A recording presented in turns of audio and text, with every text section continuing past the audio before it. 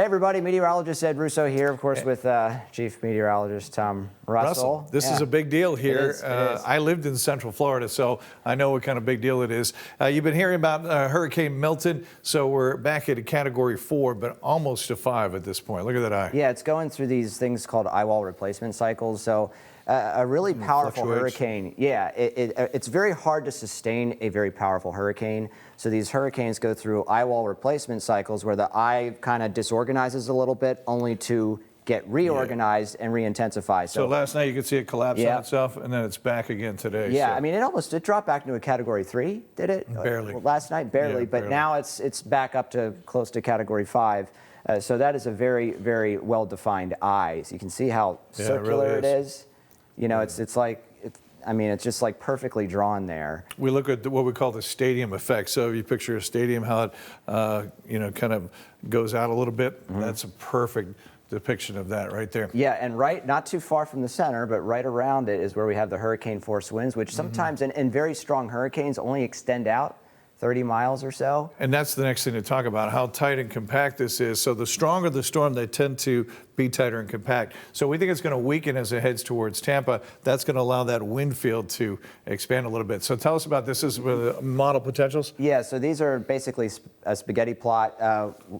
Spaghetti plots are valuable because they basically have a different input at the time the model starts to run. So there's different variables each of these model runs has that kind of gives us a scenario based off of different atmospheric conditions. So all these individual lines are different scenarios that this hurricane could take. Now, there's one thing we look for when we're looking at models like this, and that's consensus. Where are most of the models in agreement? Right, because more often than not, that agreement, that consensus is more likely to be what ends up verifying. So Tampa here, Fort Myers here, so we're in between. Yeah, so it looks like there seems to be some consensus track maybe just over Tampa Bay and just south.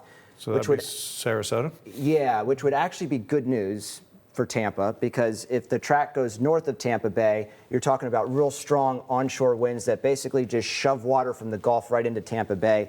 That would be catastrophic. Okay, so when we talk about the worst part of the hurricane, it's what we call the right front quadrant. So think about this thing going in this northeast direction here. So the right front quadrant, as Ed's talking about, would be to the south of wherever that center is. So right in here.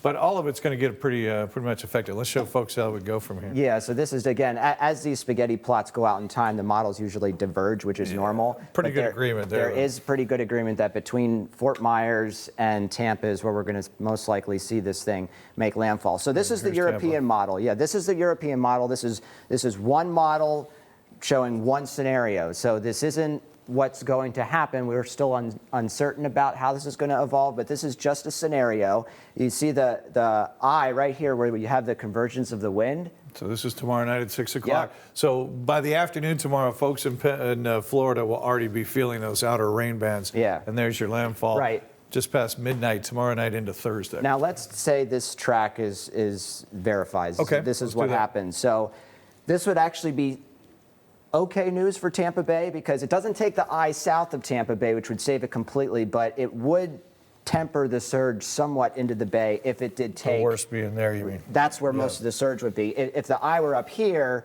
a lot of that surge would be flooding Tampa Bay that way. So the water would be going directly from the Gulf of Mexico into Tampa Bay, which would cause that rapid rise in water. So surge is what we worry about the most, because basically that's just, think about it, pushing the water in your bathtub, just pushing it on shore there.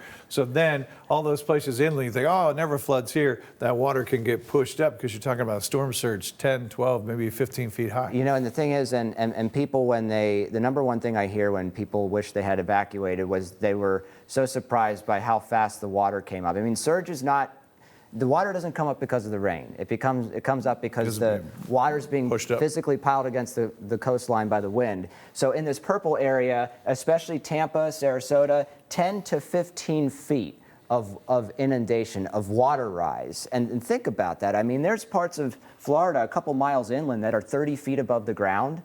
At best. At best. There's a little place here called Gulfport. I was there last year. So Clearwater, St. Peter, if you're familiar, that's this area. So there's a lot of older Florida homes, which were basically block homes built, you know, they're maybe 10 feet high at the top, at the highest. So if you get a 15-foot storm surge, that whole house is underwater. Yeah, and remember, when you have that kind of flooding, that weakens the foundation of these buildings, and they can actually succumb to that as well. So certainly not something you want to be caught in. And also, because of the storm's fast nature, this is how much the wind is going to move inland. I mean, we're talking about hurricane force winds into So right Orlando. here, that's Orlando. So you're going to hear about Disney closing, Universal closing, and then I-4 goes Tampa to Orlando to Daytona Beach. So they're still going to feel the effects. Daytona Beach over toward Brevard County, which is where Cape Canaveral is, all those areas. Yeah, so the purple and red, that's where we're dealing with the highest threat for those hurricane force winds. So a lot to track. Unfortunately, another major storm bearing down on Florida. Of course, we're going to have the latest on CBS 21 News and on our social pages as well. So if you have any loved ones down there, just doesn't hurt to call them again. They might already have this information. They probably do, but just doesn't hurt to check up and just let them know, you know, to really be wise. Be ready for this. Yeah, be ready for it, because it is going to be a pretty, you know, big storm in certain parts of the west coast of Florida. Thanks for joining us on our YouTube channel.